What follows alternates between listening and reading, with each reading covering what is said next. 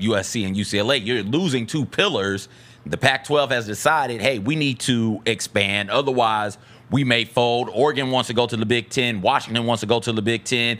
There's some type of flirtation going on with the Arizona schools and the Big 12. Let's go out there and add some schools. And I'm assuming because San Diego State is so big and because where it is geographically, being in the southern part of California, keeping that fan base there, you're saying to yourself, oh, San Diego State makes sense. San Diego State's president says, hey, that makes sense.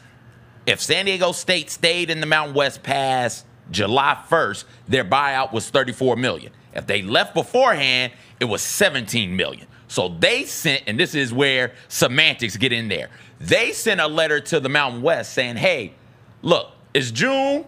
We are intending to leave the conference. Right. Is there any way we can push that date back? Can we push the date to leave back to middle July, late July?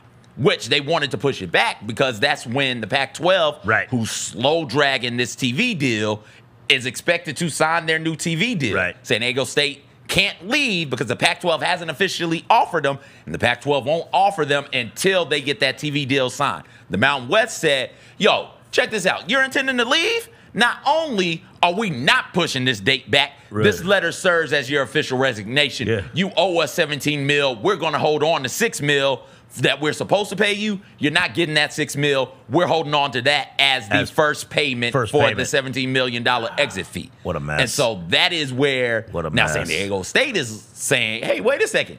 We didn't say we were going to leave right now. We're saying we were intending to leave sometime in July. And they're like, no, you're leaving. You're out.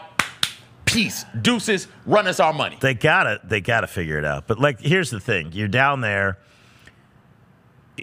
It's the same problem for the Miami Marlins. And I experienced this last August when I went down there during the golf tournament. You're walking around Miami. There's a day baseball game. Marlins Braves.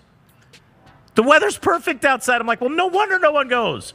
Why would you go inside to a baseball game when you got this? Same in San Diego. Unless you are bringing in top-tier teams to that market. Like, no offense to Boise State. Boise State ain't going to fill the stadium.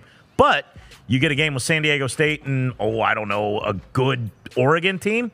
Yeah, they might draw 10,000. Like, they're going to do better in the attendance. Basketball, same way. Baseball, same way.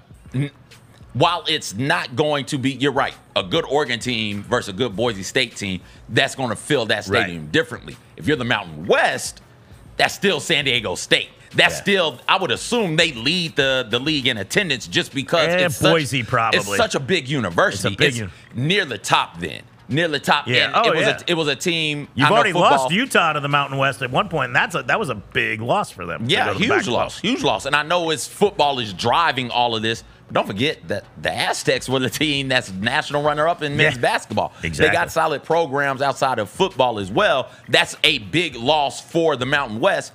But I get it. They're digging their feet in, though. If it's a big loss, they certainly aren't showing any fear. You leverage. Hey, you're out unless you do this, this, and this. And you can leverage them in a way that you probably couldn't with some of your other schools because there's nothing there to leverage. The Jessica Benson Show with C.J. Hart, live every weekday at 8 a.m.